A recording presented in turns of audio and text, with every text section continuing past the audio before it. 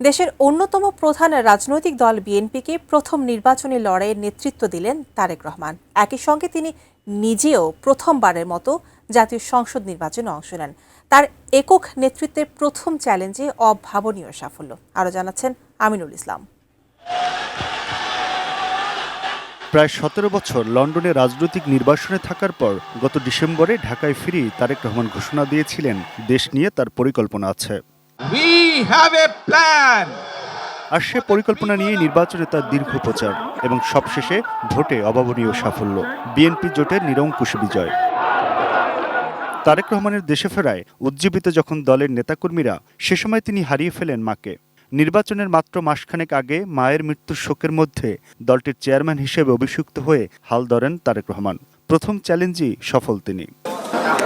ত্রয়োদশ সংসদ নির্বাচনের মাধ্যমেই এককভাবে দলের নেতৃত্ব দেওয়া ও নিজের জাতীয় নির্বাচনের প্রথম অভিজ্ঞতা।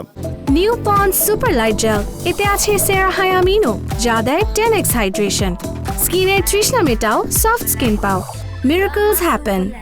গত 22শে জানুয়ারি সিলেট থেকে শুরু করেছিলেন নির্বাচনী প্রচার। এরপর চষে বেড়ান সারা দেশ, জানান তার পরিকল্পনার বিস্তারিত।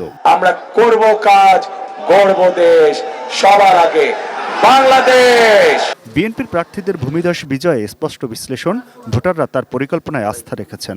তাই ২০ বছর পর আবার ক্ষমতায় ফিরছে বিএনপি। শহীদ জিয়াউর রহমান, বেগম খালেদা জিয়ার পর তারই সন্তান নতুন সরকার প্রধান হতে যাচ্ছেন।